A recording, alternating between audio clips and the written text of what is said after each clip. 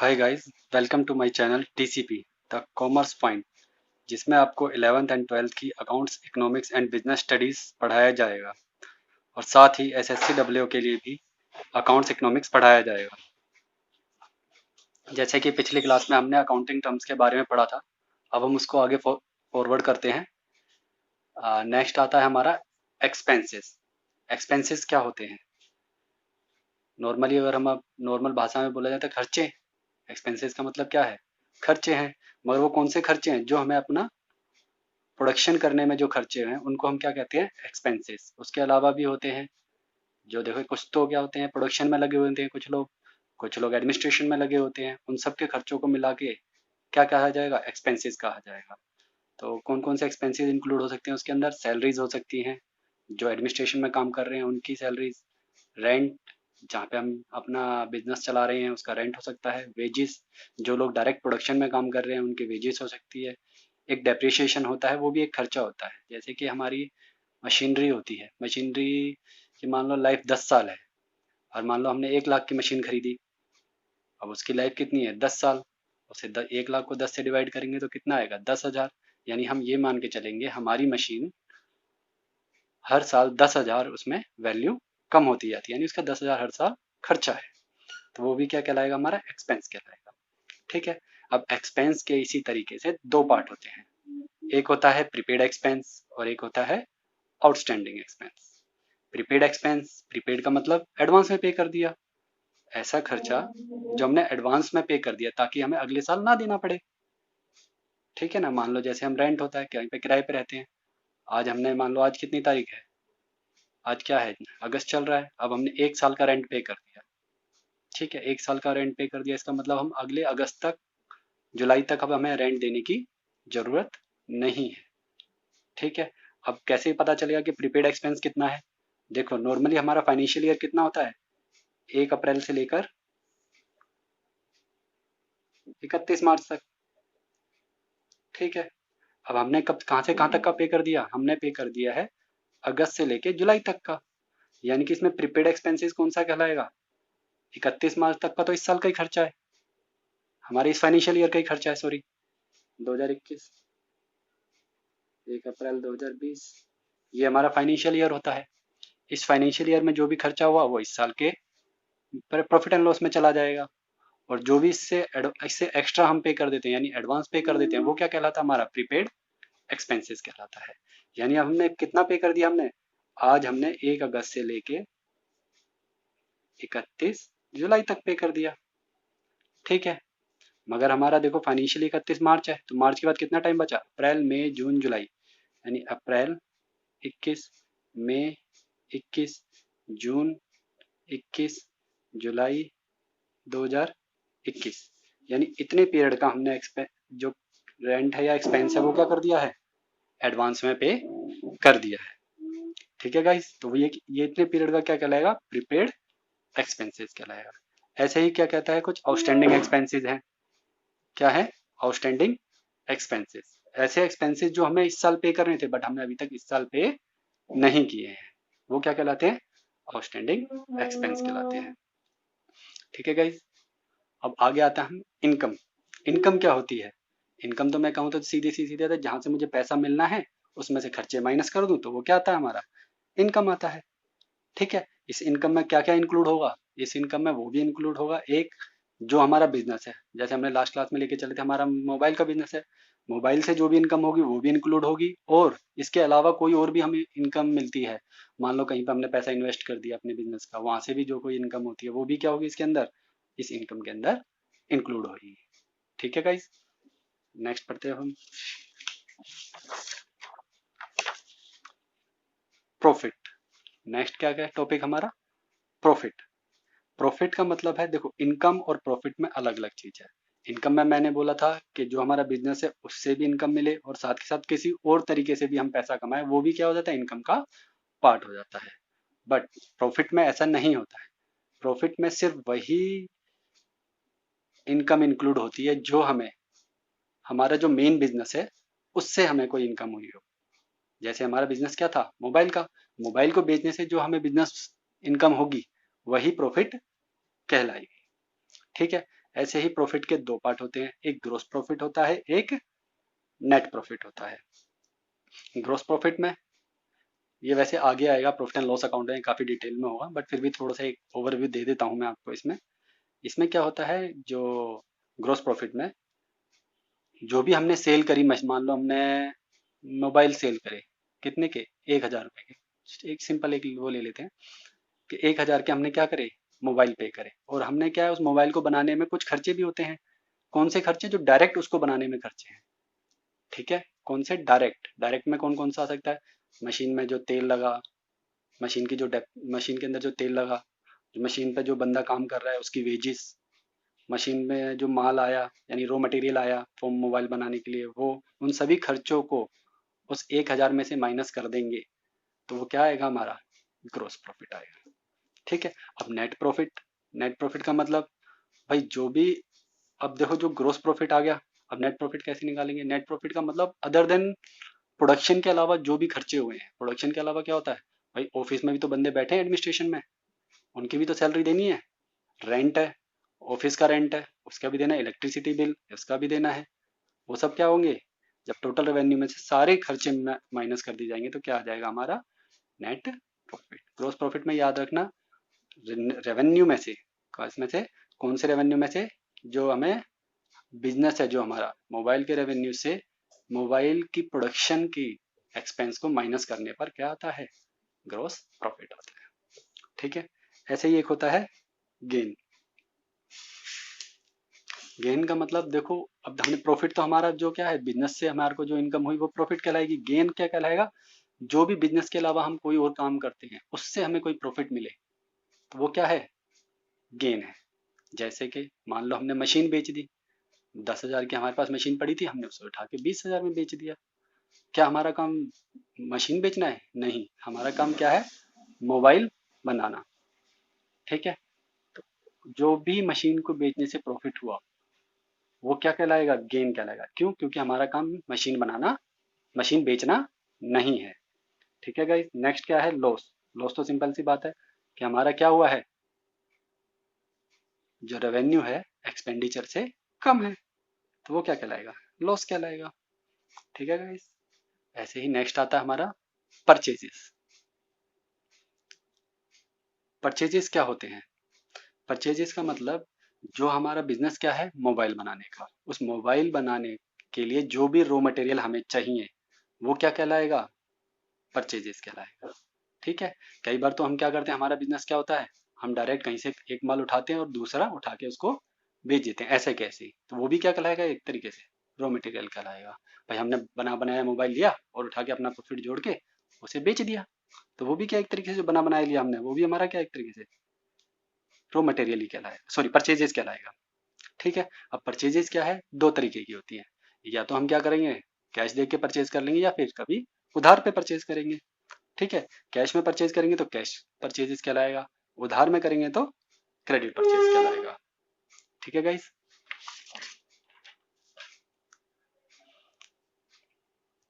Next हमारा आता है परचेज रिटर्न्स। देखो परचेज रिटर्न से सिंपल सा पता चल रहा है कि यानी जो हमने जो परचेज करा था उसको हमने वापस कर दिया, ठीक है। जो good purchase may be return to the seller, और वो किसी भी रीजन की वजह से हो सकते हैं, क्या पता माल खराब आया हो, ठीक है, माल कम आया हो, उसको हमने क्या कर दिया, रिटर्न। परचेज रिटर्न को ही हम क्या बोलते हैं, रिटर्न आउटवर्ड, ये ध्यान रखना, ये वाली रिटर्न आउटवर्ड, ये बहुत इंपॉर्टेंट टर्म है, आगे बहुत यूज होगी, ठीक है। रिटर्न आउटवर्ड कहलाता है। सेल्स, अब सेल्स, सेल्स का मतलब जो हमारा बिजनेस है, किस चीज का बिजनेस है हमारा, मोबाइल का, मोबाइल को बेचने से जो भी इनकम आएगी उसको हम क्या बोलेंगे, सेल्स कहेंगे, ठीक है। ध्यान रखना, मैंने क्या है, जो हमारा बिजनेस है उसको, जो भी हमारा बिजनेस, मान लो मोबाइल का है तो मोबाइल बेचने से, और भी कोई बिजनेस हो सकता है हमारा, मान लो मशीन बनाने का बिजनेस है तो मशीन से, ठीक है। हमारा हमारा बिजनेस सर्विसेज का है, मान लो हम चार्टर्ड अकाउंटेंट है, हम चार्टर्ड अकाउंटेंट की सर्विस देते हैं, उस सर्विस से जो पैसा आया उस सबको क्या कहलाएंगे हम, क्या कहलाएगी वो सब, सेल्स कहलाएगी, ठीक है।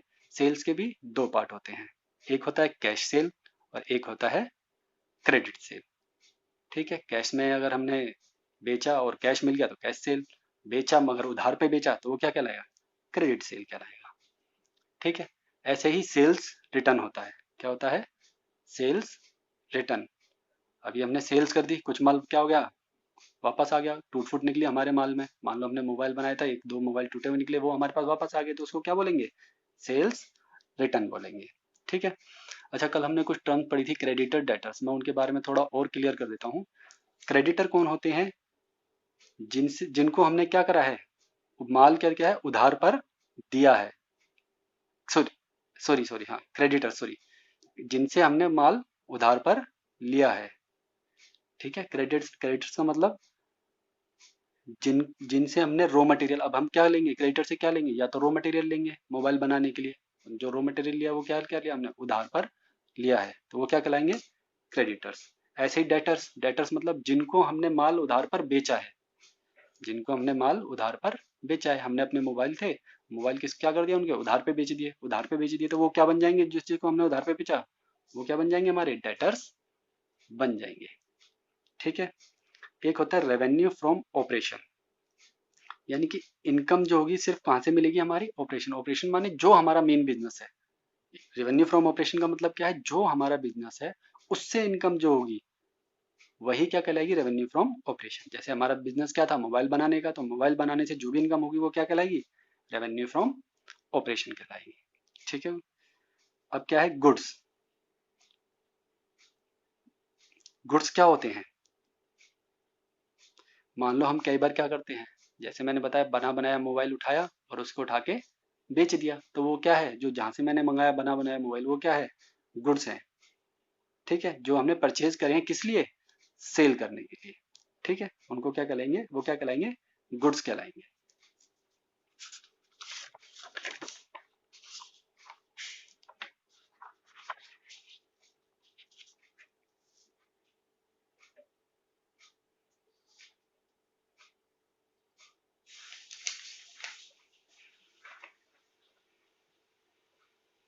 नेक्स्ट क्या आता है गाइस, स्टॉक। स्टॉक क्या हुआ, स्टॉक से नाम से पता चल रहा होगा, स्टॉक यानी कि हमने कुछ इकट्ठा करके रख रखा है। ठीक है। स्टॉक हम किस चीज का रख सकते हैं, जो हमारा रॉ मटेरियल है उसका स्टॉक रख सकते हैं। ठीक है। या फिर हमारे पास फिनिश गुड है, मान लो हमने मोबाइल, रॉ मटेरियल माने हमारे जैसे मोबाइल का बिजनेस है, हमने क्या कर लिया, स्क्रीन का स्टॉक कर लिया, बैटरी का स्टॉक कर लिया, कैमराज जो होते हैं उनका स्टॉक कर लिया। ये सब क्या है, रॉ मटेरियल का स्टॉक हो गया। ऐसे ही कई बार क्या होता है, हमारा फिनिश गुड का स्टॉक होता है, यानी कंप्लीट मोबाइल हमने तैयार कर लिया, उसका भी स्टॉक होता है, तो उसे क्या बोलते हैं, फिनिश गुड स्टॉक बोलते हैं। ठीक है। ये सब क्या कहलाता है, स्टॉक कहलाता है। ठीक है। स्टॉक क्या होते हैं, दो तरीके के होते हैं, एक ओपनिंग स्टॉक होता है, एक क्लोजिंग स्टॉक होता है। ठीक है गाइस, एक ओपनिंग स्टॉक, एक क्लोजिंग स्टॉक। जो स्टार्टिंग के ईयर में हमारे पास स्टॉक पड़ा होगा हमारे बिजनेस के अंदर, वो क्या कहलाएगा, ओपनिंग स्टॉक कहलाएगा। और जो साल के एंड में हमारे पास स्टॉक पड़ा रहेगा उसको क्या करेंगे, क्लोजिंग स्टॉक कहेंगे। ठीक है गाइस। ये क्या होता है, एक टेंजिबल होता है, स्टॉक हमेशा क्या होता है, जिसको हम छू सकते हैं। ठीक है। और स्टॉक वो किसका कहलाता है, जिसका हमारा बिजनेस है, जो हमारा बिजनेस है, यानी कि हमारा बिजनेस मोबाइल है, मोबाइल से रिलेटेड जो भी उसका रॉ मटेरियल हो, चाहे वो फिनिश गुड हो, चाहे वर्क इन प्रोग्रेस हो, कुछ भी हो, वो सब क्या कहलाएगा, स्टॉक होगा। स्टॉक भी क्या है, दो तीन तरीके के होते हैं, एक रॉ मटेरियल का, एक वर्क इन प्रोग्रेस का, और एक फिनिश गुड्स का। मैं यहाँ पे बता देता हूँ आपको। स्टॉक कितने तरीके के हो सकते हैं, तीन तरीके के हो सकते हैं। एक तो हमारा रॉ मटेरियल का हो सकता है। ठीक है। एक वर्क इन प्रोग्रेस हो सकता है, मान लो हमने कुछ काम कर लिया, आधा मोबाइल तैयार हुआ हमारा, वो क्या हो जाएगा, वर्क इन प्रोग्रेस का स्टॉक हो जाएगा। एक क्या हो सकता है, फिनिश्ड गुड का, यानी कि हमारा मोबाइल पूरा तैयार हो गया है, वो क्या कहलाएगा, फिनिश गुड स्टॉक कहलाएगा। तो स्टॉक हमारे पास तीन तरीके के हो सकते हैं।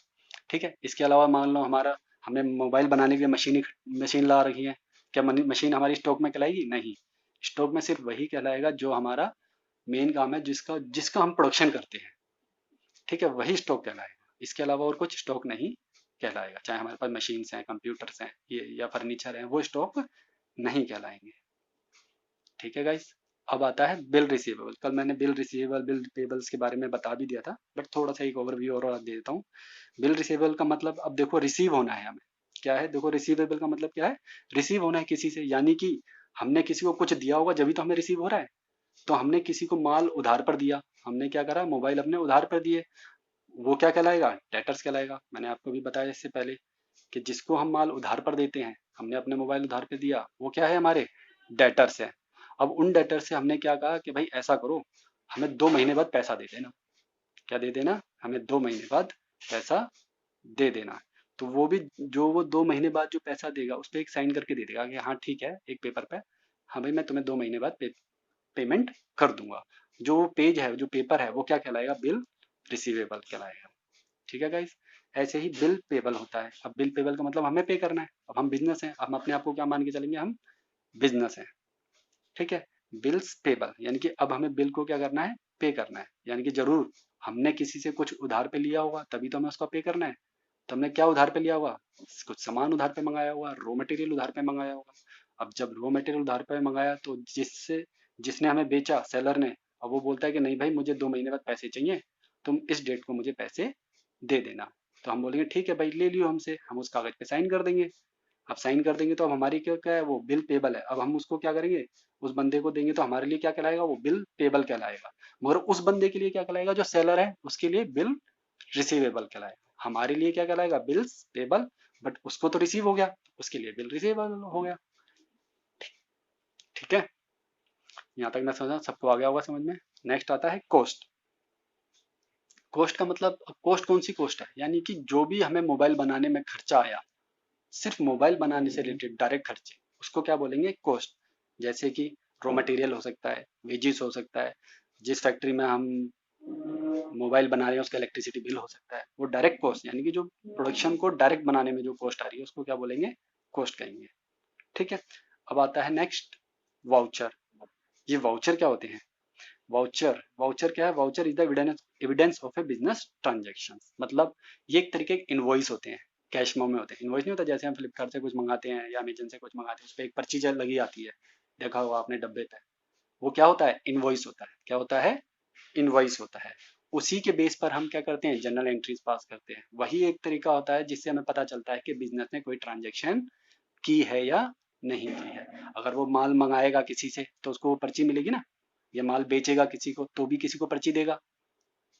ठीक है। वो पर्ची क्या कहलाती है, हमारी वाउचर्स कहलाती है। ठीक है गाइज। इन वाउचर्स को डेट वाइज लगाना होता है, उसी हिसाब से फिर हमें जर्नल एंट्री करनी होती है, फिर लेजर्स में ट्रांसफर करना होता है, फिर ट्रायल बैलेंस में जाता है, फिर प्रॉफिट एंड लॉस अकाउंट में जाता है, कुछ बैलेंस शीट्स में जाता है। इसी तरीके से हमारे प्रॉपर अकाउंट तैयार हो जाते हैं। बिना वाउचर्स के हम कुछ नहीं कर सकते हैं। ठीक है गाइज। नेक्स्ट आता है डिस्काउंट। डिस्काउंट तो हम सबको पता है, डिस्काउंट का मतलब छूट मिलना। जरूर हमने माल बेचा होगा तो उसके ऊपर क्या मिली होगी, छूट मिली होगी। किसको छूट दी होगी हमने, जो भी हम, जिसको भी हम माल बेच रहे हैं उसको छूट दी होगी। अब छूट भी क्या है, दो तरीके की होती है। एक तो होती है ट्रेड डिस्काउंट, एक होता है कैश डिस्काउंट। ठीक है। ट्रेड डिस्काउंट और कैश डिस्काउंट में डिफरेंस क्या है। ट्रेड डिस्काउंट का मतलब हमने एक है ना अपने पॉलिसी बना रखी है कि भाई हम जिसको भी माल बेचेंगे ना, भाई 10% का डिस्काउंट देंगे ही देंगे, चाहे कुछ हो जाए। तो वो क्या कहलाएगा, ट्रेड डिस्काउंट। क्योंकि ये हमारी पॉलिसी है कि भाई जिसको भी माल बेचेंगे 10% डिस्काउंट देंगे। तो क्या कहलाएगा वो, ट्रेड डिस्काउंट। एक होता है कैश डिस्काउंट। ये ट्रेड डिस्काउंट के अलावा हम बोलते हैं, अगर 10% तो हम देंगे ही देंगे, अगर कोई हमें 10% डिस्काउंट देने के बाद सारी की सारी पेमेंट कैश में कर देता है। मान लो हमने क्या था 1,000 रुपये का मोबाइल बेचा, तो हमने कितने का डिस्काउंट देना पड़ेगा, सबसे पहले ट्रेड डिस्काउंट कितने का देना पड़ेगा हमें, 10% का। तो यानी 10,000 का 10% कितना हो गया, 100 रुपये। यानी कि उस बंदे को कितने का पड़ेगा, 900 रुपये का। अगर वो बंदा हमें 900 के 900 रुपये कैश में पेमेंट कर देगा तो हम एक और डिस्काउंट दे सकते हैं, मर्जी है ये हमारी, हम दें या ना दें। हमने बोल दिया कि भाई जो अगर तू पूरी पेमेंट कर देगा कैश में अभी, तो हम तुझे 10% और एडिशनल डिस्काउंट दे देंगे, यानी 900 से 90 रुपये का और डिस्काउंट मिल जाएगा। ठीक है। तो दो तरीके के डिस्काउंट होते हैं, एक ट्रेड और कैश। ट्रेड तो हमारी पॉलिसी है, कैश हमारी मर्जी, हम चाहे दें या ना दें। और ट्रेड भी हमारी मर्जी, हम दें या ना दें। मगर कैश कब मिलेगा, जब वो हमें पूरी कैश पेमेंट दे देगा तभी मिलेगा। ठीक है। ट्रेड डिस्काउंट हर किसी को मिलेगा, चाहे वो उधार पर ले या चाहे कैश में ले, कैसे भी ले, ट्रेड डिस्काउंट सबको मिलता है। ठीक है गाइस। नेक्स्ट करते हैं हम।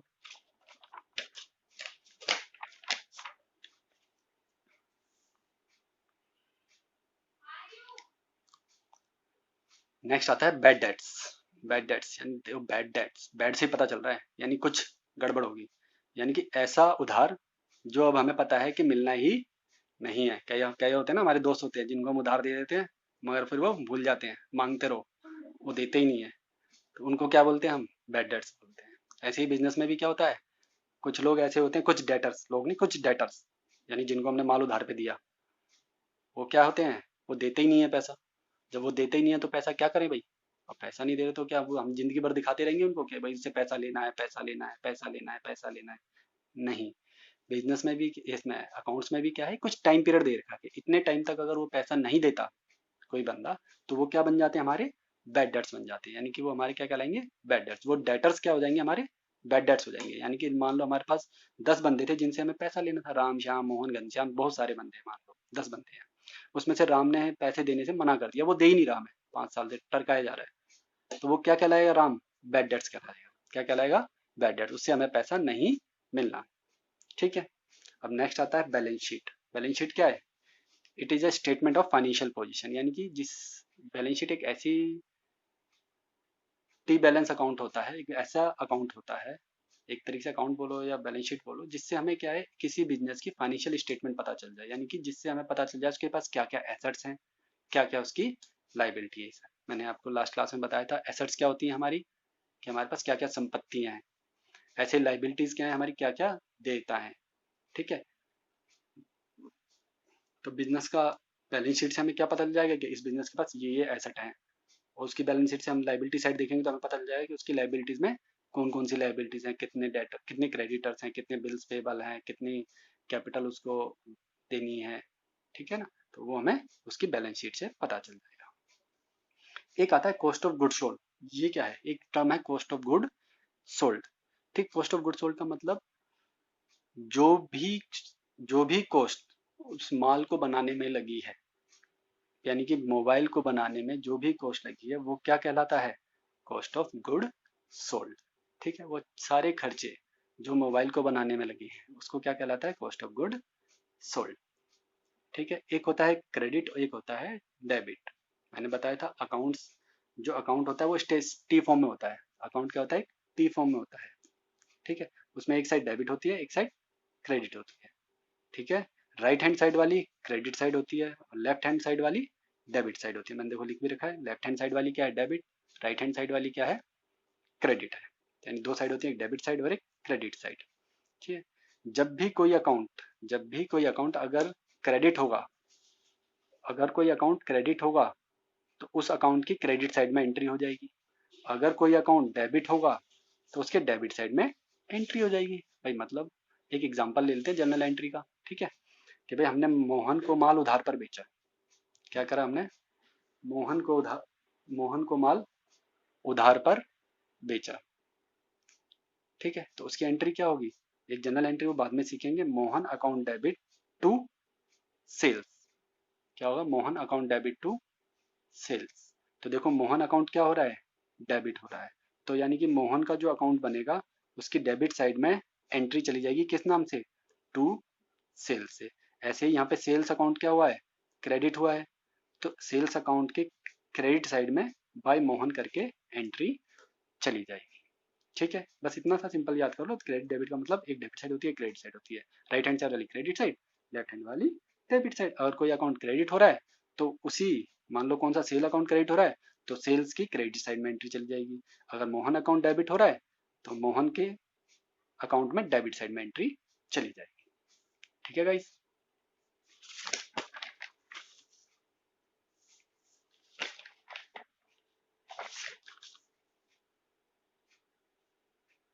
नेक्स्ट आता है डेप्रिसिएशन।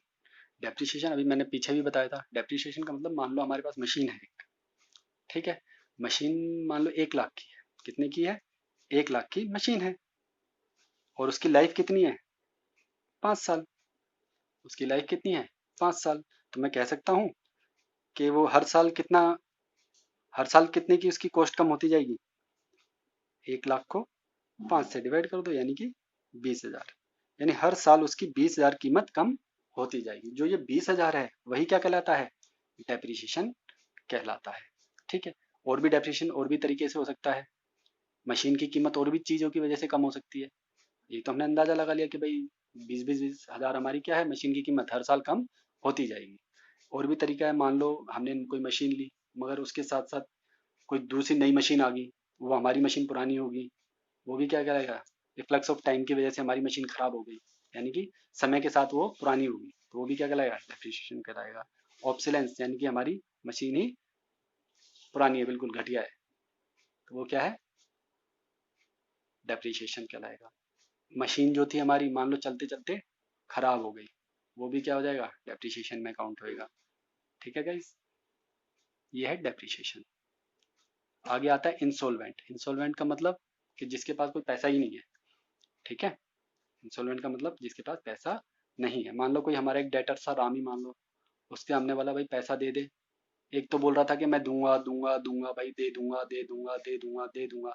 तो हमने बोला जब ये देगा देगा देगा देगा देगा, पता नहीं कब देगा, तो हमने क्या बोला उसको, बैड डेट्स। क्या बोला हमने, बैड डेट्स।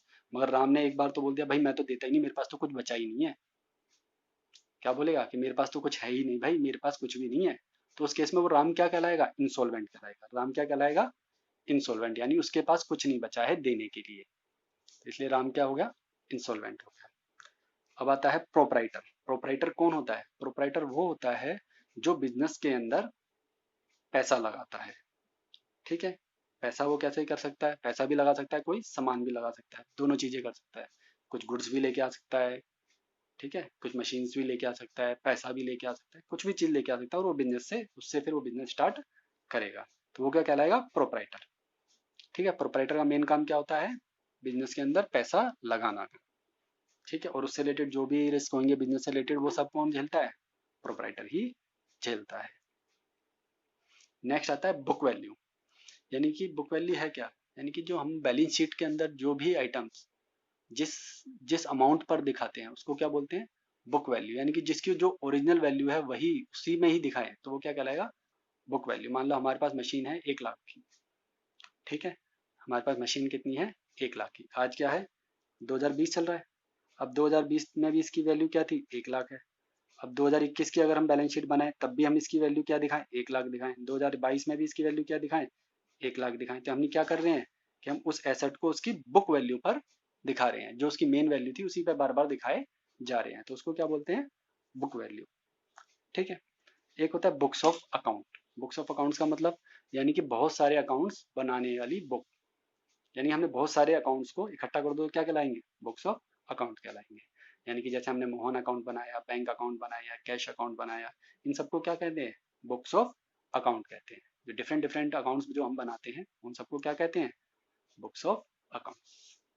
ठीक है गाइस, ये हमारी कुछ कुछ मेन मेन टर्म्स थी जो हमें अकाउंट स्टार्ट करने से पहले हमें पता होना बहुत जरूरी थी।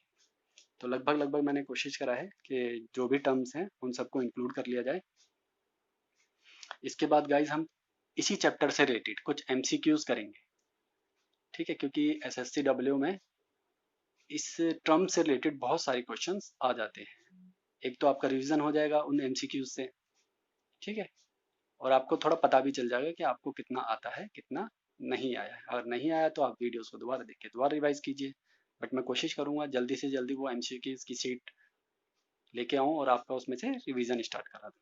ठीक है गाइज, अब हम नेक्स्ट क्लास में मिलेंगे। थैंक यू, लाइक सब्सक्राइब और शेयर करना मत भूलिएगा। Thank you guys.